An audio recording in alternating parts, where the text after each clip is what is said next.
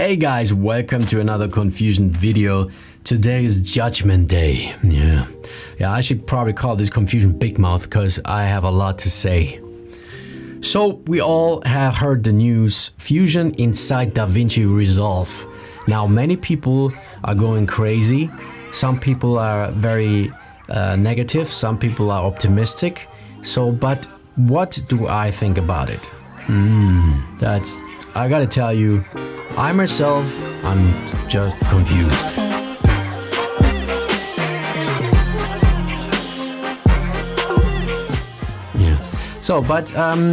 I was having a look into it, and I want to go over a few things that I discovered or encountered. So let's just dive right into it. So if you know DaVinci, then you know that this button is new here, Fusion button. Now, when I heard about Fusion being integrated into DaVinci a couple of months ago, I pictured this button down here and I immediately felt somewhat downgraded. I mean, let's be honest, the main software is DaVinci and Fusion becomes sort of like a subtool. I mean, don't get me wrong, Fusion is still Fusion. It's still powerful, most of the tools are still in there, but it just feels like it becomes somewhat secondary, especially for me as an old-time Fusion user, but maybe it's just getting used to it. First things first. So the first thing I don't like, or should I start with the things I like? Okay, first I have to say that the user interface itself, it looks sexy, it looks good, it looks nice. But for me, I have to say I preferred the simplistic user interface of Fusion. This to me was just unique, so nice and clean and simple. I really love it. Here now, I think that especially with the timeline here, with the transport bar, with the toolbar here in the center, with this thick note thing bar here, a lot of space is wasted. I mean, seriously, if you would ask me to, I would probably do my whole compositing inside this little window here. All my notes put in there, squeeze in there. I mean, you can probably get rid of these, you know. You can even get rid of the inspector. You can, I assume that maybe these things will stay, but okay, that's just like cosmetic thing, you know. That's not, I'm not saying anything about Fusion's power or the way it is integrated. Maybe some of you like it the way it is. Personally, the viewer, all the buttons that we had beneath the viewer here, all these buttons are gone.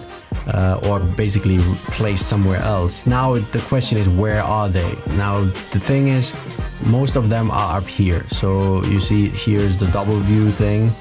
Here's the region of interest. I could not find the domain of definition button. Should be also here, I think, but it's not there. Maybe I'm blind. So this is the region of interest. I can't click because I haven't loaded anything. Here's the color channels. That's the lookup table thing. Here I want to say something nice, but I actually need to load something in here in order to show you this. So here you can access all your lookup tables, which is pretty nice. It was a little cumbersome in Fusion where you have to manually allocate your stuff. Yeah, well, as you see now, I can't do anything because I haven't loaded anything in. Before I load something in, I want to show you something that gives me big head X. You see that? I try to add a fast noise, I try to add a BG. You cannot add stuff unless you start with importing footage. Okay, so you first have to import a footage, a clip. I think even now, maybe. Let's see if it works now. BG. Even now it doesn't work. It seems that you have to have a clip and load it into your timeline, and then you can go into Fusion and you will be presented with the media in and media out pipe. And basically everything that is in between those two nodes will be brought back to the edit tab. And now if I bring in a background tool, it works. Now I'm not sure if I'm doing something wrong here, if I'm missing something. But if this is the case, if this is really the case that I first have to import a clip just to do some motion graphic stuff, for example, you know, that would be, I gotta be honest with you, man. This is like taking away my freedom. I don't know what you think, man. Let me know what you think about this. but maybe it's just a beta thing. Maybe they haven't implemented it completely. But I gotta say, it seems that the main reason for Fusion to be inside of DaVinci is to streamline it with all the Blackmagic products. So you would shoot with the Blackmagic devices, you bring them in here, you edit it, you assign your color profiles, you know, you even have the presets for Blackmagic cameras, and then you would do your green screen, your keying in Fusion, you know, and go to the grading, then maybe Fairlight, do the sound and deliver. Basically, this is your streamlining here. Okay, so and it seems that Fusion was integrated with that purpose, to make it a very important part of basically of the whole DaVinci. Although I think that is very nice for DaVinci users, I think for the sole Fusion maniac like myself, this is a big problem. One thing I already noticed is the lack of plugins. Third-party plugins are not yet supported, although they seem to be planning that. The macros and these things work, fuses don't work. So there's no wireless fuse. The wireless fuse is for me one of the most important nodes when it comes to working organized and tidy. So without the wireless nodes, I have a problem. Seriously, I'm in trouble here. And here, that's what I was talking about all the lookup tables. Now it's very easy to get your lookup tables assigned. For example, here, gamut view. The only thing I just don't get is why I cannot choose edit here. So I have to right click on the viewer, activate the lookup table, and then choose lookup table and edit. And okay, lookup table is on. Another thing is the buttons down here. High quality, motion blur, proxy, auto proxy. Those buttons disappeared from the user interface, but are located here in the transport area. So if you right click here, you get this drop down and you can choose high quality, motion blur, proxy. Now again, this is maybe I'm just biased, but always having to right click here and not seeing if my motion blur is on or not, you know, if my proxy mode is on or not. I mean, I'm working with these things so many times, I don't like it. Another thing is you cannot even use the DaVinci FX for inside of Fusion, although that might be integrated in the near future. Let's see how that turns out. So let's see how the modifiers work. Also very important. So now that I can finally add a noise tool. So let's say we're here in the let's say angle, right click. This is all the same, modify with perturb. And then here in the modifier tab, we have all our stuff. For some reason I need to double click here, and here are the settings. You can see that the presets are now versioned, not presets anymore. That is pretty much the same as it has been. One thing that I also completely miss is the process bar, you know, the process cursor. You know, when Fusion is doing something, you would see the cursor, or you would see the status. You see something is happening here. Okay, now it's there. So you see the cursor is changing and you have this wheel here. So this is seems to be gone, and also something I completely dislike. I really want that back. Can I be so greedy? I really want it back, please. I want to see if this thing is processing or not, because unlike DaVinci in the color section or edit section, Fusion has way longer processing times than DaVinci. So I really want to see where if Fusion is doing something or not. But now we have a lot of bad things already mentioned. Let me show you something I really like, which is this button here. So here you have clips, and you can basically, if you're working with multiple shots, you can basically see all your shots down here, which is nice. I like it. Another thing I think some people will be feeling relieved about is probably the audio sync. Now, since we are in DaVinci, which supports audio way better than Fusion does, I think that maybe this audio problem we had in Fusion might be belonging to the past, but I'm not sure about that. We'll see how that turns out. Another cool thing that might be interesting for many people is, especially for the ones who are using EXRs. I'm sorry, not EXRs, just multipass. So if you have multipasses, you can actually bring them in here, your sequence, right? Your sequence of several passes, diffuse pass, specular pass, whatever pass. You stack them up in here in your timeline, and then they will be automatically merged inside Fusion. However, I'm not sure how this will behave with the add mode and multiply mode. I don't think that this will happen automatically. This maybe has to happen manually. So, but yeah, that would be cool if it would do that somehow automatically. These are basically the things that I encountered at the moment. There are a few more, but for that I need to show you the real life example here. So I will get rid of these. So I have my scene here. I have this scene here, which I want to port to DaVinci. Now there's no particular reason for that other than just showing how easy or difficult it is. Okay, so what works is you can still copy paste stuff from your comp over to DaVinci or DaFusion. How do we call this thing, you know? I mean, copy it from Fusion to Fusion. Maybe let's stick to DaFusion. Sounds ghetto. So the loader, you can see the loader. There is no loader in Fusion DaVinci. There is no loader. The loader disappeared. That's why I got this error. So the loader basically is the media in.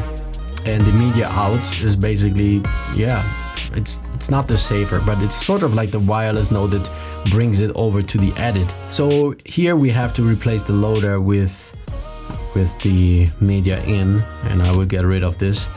And yeah, so I get rid of this as well. So this high pass setting, this is a macro, that's why it's still working, because it's Fusion native. And resize, and here the camera tracker. So the camera tracker also seems to still work without any problem. That is good. So I cannot spot this process bar. Do you see any process bar here? You can see a triangle down here that tells me nothing. Warnings. Okay, so I go back to Fusion, and I will copy the next construction, the delta keyer on the clean plate. So I copy this over and I paste it in here. Okay, and now I hook in the media in to the clean plate and the media into the delta keyer. So the clean plate looks still the same as in the Fusion, and the delta keyer, however, is somewhat broken. Now let me show you how it looks in Fusion, the clean plate. Man, I really hate working with a mouse in Fusion. I mean, this mouse is like the worst mouse you can get. Yeah. Clean plate looks the same, but delta keyer looks different. You can see this key here is working nicely. And if we take a look at the edges, I have some fringing going on here, but it's still okay. If I go to DaVinci, now something strange is going on. That cannot be a setting thing. That is totally wrecked here. So, and I found out that where this happens is in the fringe. So with the fringe gamma, if I put this to 0 again, it will be good. As soon as I touch it, I mean ever so slightly, it will just, you know, break it. Okay, so I can try to clean the foreground a little bit more. But yeah, this is not a keying tutorial, so but I want you to look at these icons here. I mean seriously, what is this? This must be a placeholder. I mean, you have the labels here, it says key, pre-made, matte, and fringe, and so on, but seriously, those keys.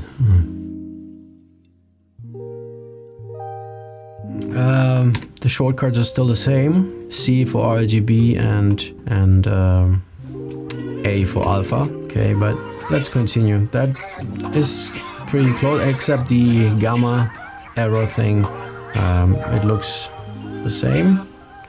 And let's copy this stuff over here. So I copy the first renderer and the camera. Copy this over, and now we'll get a bunch of errors. Paste, and you see the wireless nodes is gone and the loader. I hook the plate into the resize here. This goes into the camera, merge 3D, and here we go into our render scene. I will make the renderer bigger so it's easier to see. And now we need to replace the loader, so I bring in the footage that I used. I just drag it in here and it will automatically create a media in. And now see the difference between the loader and the media in. The loader has the mask input, which the media in doesn't have. So I used it to, sometimes I use it to mask things out from the start. And also the loader, if you check, I mean, you probably know it already. If you're already using Fusion, you know that the loader comes with a lot of handy parameters in here. You know, one that I frequently use is the changing depth. You know, if you're importing PNGs, it comes in with a divided alpha, so you might want to check this, post multiply. And then you have the formats. If you have an EXR, you can choose the channels that you want to expose. Very cool is the hold first frame, last frame, loop. This is very important for me. Reverse, and what to do with missing frames. This is stuff that I cannot spot here until I find out where all this stuff is. Or what I will do is I use a change depth node. Usually I use, for bigger compositions, I use change depth node anyway, because I want to see what I'm doing. And then I use a gamut. This is stuff that I usually do anyway. I put this to sRGB, and now you see that here the still frame is only at frame 1 because I have no loop checkbox in here, and I don't know how to make this thing loopable. So I would simply use a time stretch and leave it a default. This will basically become a freeze frame. And now I replaced this loader with this, but I add a Boolean tool. Oops, that was a template. The template's now also in the tool create box. And now the way I cut the portions out is by using the Boolean tool with the masks, and I will set this to clear, and perhaps I have to invert the masks. This is all the same, nothing changed here. And then I bring this up here, the gamut I don't need. So, and this should be all working without a problem. So let's take care of the missing wireless. Now there's nothing we can do about the missing wireless node other than hooking it in directly.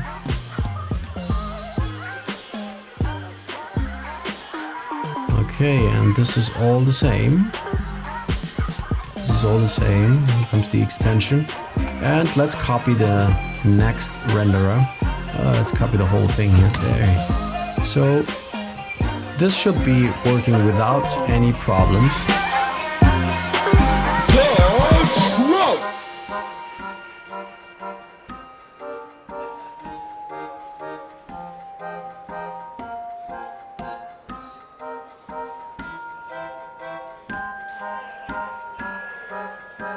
You know, here we have the chroma fuse that won't work.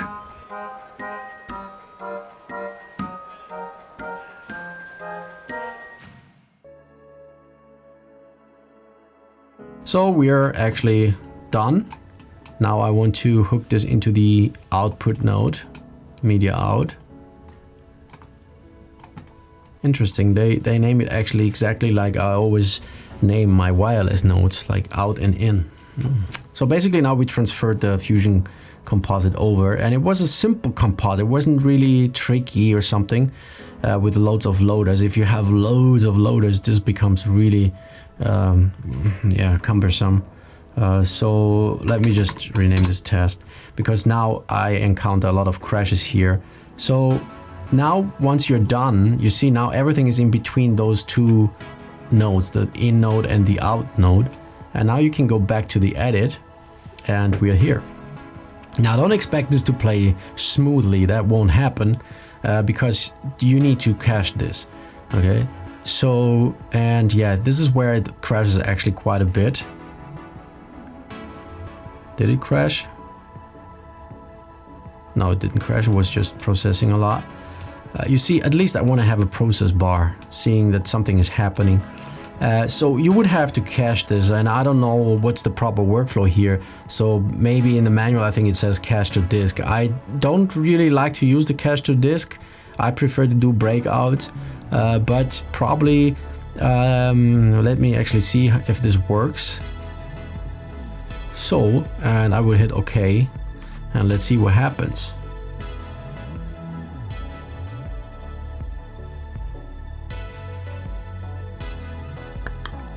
And there you go, Fusion, DaVinci said bye-bye. So yeah, I tried this caching thing a few times now, it didn't work. So yeah, I don't know what's the proper workflow here. So for me at the moment, I have to say, I'm not really attracted at the moment to this new release. I don't want to say in any way that this release is bad or whatever. It's just for me, I don't feel attracted to it. I really, you know, the cool thing about for Fusion is that I can just, I can shoot it up, you know, and I just can drop in a few nodes and can just try stuff out, you know, the term slap comp that I like to use, you know, I can slap stuff together, which, but again, this is just a beta, so let's see what will happen.